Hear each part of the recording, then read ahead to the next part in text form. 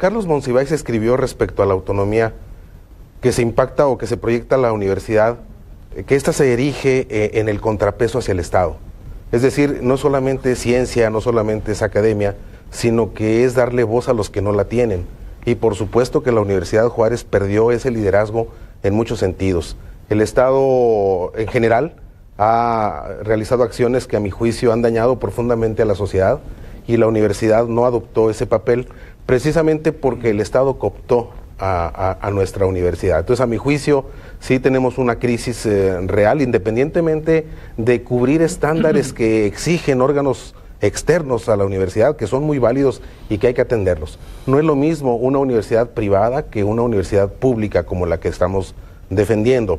Y por consecuencia, sus egresados también tienen una mentalidad diferente. La nuestra, nuestros egresados, creo yo, que han salido no solamente con una deformación académica, sino incluso con una pasividad pasmosa en lo político en general. ¿Cómo debe impactar la universidad entonces? Es decir, si hay ahorita una separación, ¿cuál es el impacto? ¿Qué debe regresar la universidad a la comunidad? Un hecho que es lamentable dentro del mundo de la cultura, de la intelectualidad, del conocimiento, que fue el golpe a la autonomía. ¿Eso qué representa? Y fue hace 5 años. Una mañana llegaron los policías acompañados de un grupo de encapuchados y toman el edificio central de la universidad. ¿Cómo vivió usted ese momento, maestro? Yo rápidamente enlazo la pregunta anterior y esta. El tipo de jóvenes que egresamos. Y lo enlazo por lo que manifestaban mis compañeros, jóvenes encapuchados tipo Ku Klux Klan, dirigiéndose a las cámaras que los fotografiaban con ademanes groseros, insultando a sus maestros. ¿Qué tipo de joven estamos egresando? No solamente son cuestiones de estándares académicos, sino también del espíritu universitario.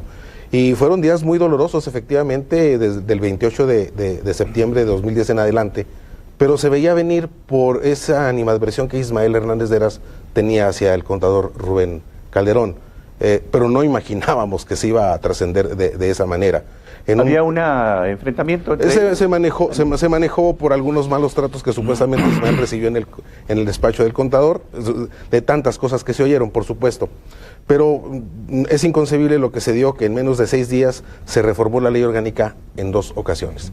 Ya se tenía listo el periódico oficial aún antes de que sesionara el Congreso, un Congreso ad hoc para la circunstancia que se vivió, y bueno, todo el proceso de ilegalidad que surgió. A mí me tocó elaborar los amparos colectivos que presentaron tanto maestros como alumnos y sociedad, además del amparo que presentó el propio maestro Rubén Calderón y el amparo que presentó ya en su carácter de rector interino Salvador Rodríguez Lugo. Fue preocupante ver cómo la justicia federal no le quiso entrar al tema de fondo, buscando esquemas para desestimar este tema tan importante que es este derecho humano previsto en el artículo 3º constitucional, que es la autonomía universitaria, que es un derecho humano, o sea, no es un aspecto de nombre de un movimiento, es un aspecto que permea y que reviste a la universidad. Muy bien. Enseguida del corte podemos ver cómo nace el movimiento que hasta la fecha existe pro defensa de la autonomía universitaria, ¿no? Es parte es decir, esta agrupación fue la que respalda el movimiento que se realiza ahora el 26 de abril, ¿no? Prevalece esta organización. Una segunda pregunta a la señora Marta González: si van a seguir permitiendo que una persona con doctorado va a ser desplazada por hijos de personas de la autonomía. Caray.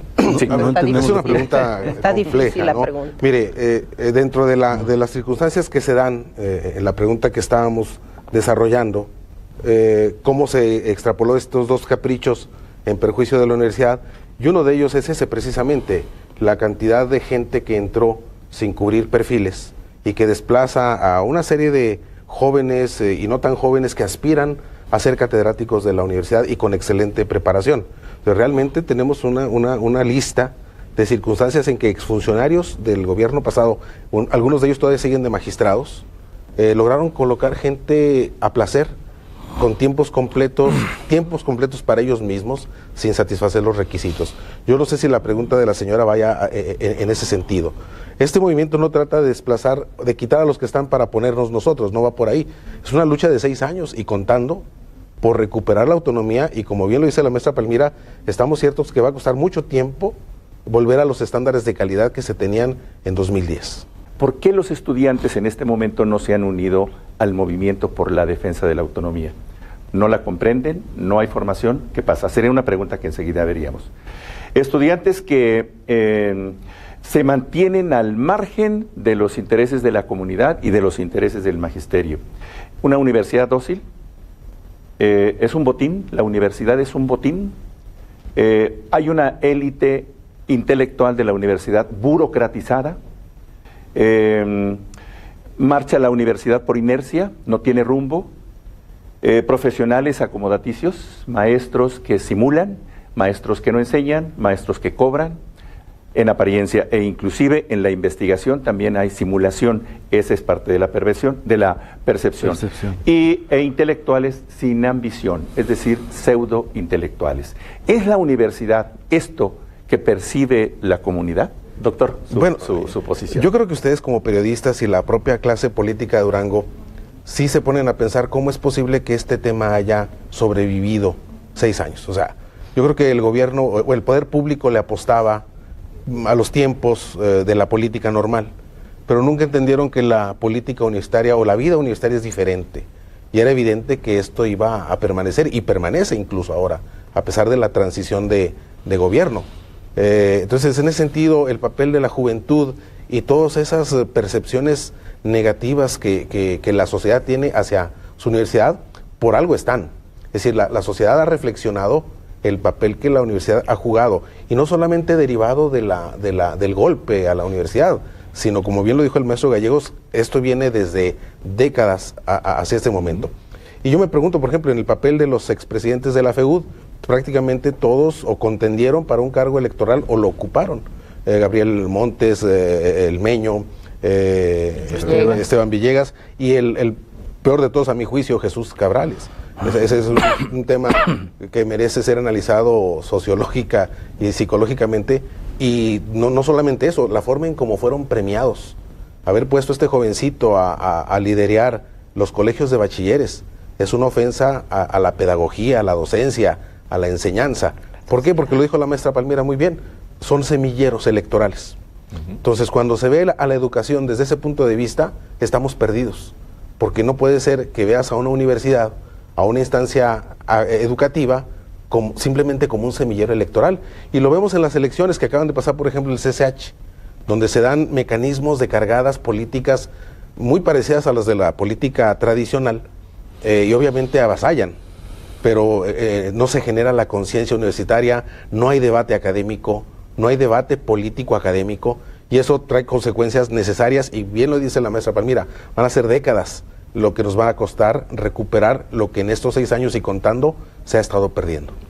Una universidad que mire a la sociedad, ¿no? ¿Esa elección hay fecha previa para determinar cuándo va a ser? No, aún todavía no. ¿Eso formará parte de cuándo se sabrá? A partir de la renuncia de Erasmo, partir de la renuncia. La ley orgánica establece 90 días para que la secretaria, y aquí tenemos un punto fundamental, la construcción del reglamento de elecciones, que independientemente de lo que proyectemos de la universidad para 5 años, que sería el planteamiento que se hace en esta mesa, es el piso parejo que señala el maestro Rubén Solís, para que no entre ningún tipo de elemento externo a la contienda. Es una contienda académica, y en ese sentido debe de apartarse de los mecanismos de las elecciones tradicionales, en las que con el regalar camisetas, tazas, no debe ser el punto de partida para elegir a un rector. ¿Cuál sería su principal propuesta para construir una universidad? Así brevemente. Bueno, brevemente sería atender a los parámetros que la UNESCO ha señalado para la universidad del siglo XXI. Creo yo que íbamos por buen camino con el nuevo modelo académico, pero todo esto se perdió en 6 años. La visión de una educación constructivista. Yo creo que tenemos que retomar nuevamente el modelo académico y a partir de ahí construir la universidad del siglo XXI. Les agradecemos mucho su presencia y este análisis sobre los acontecimientos de la universidad. Y al teleauditorio le agradecemos muchísimo su compañía. Hasta la próxima. Muy buenos días.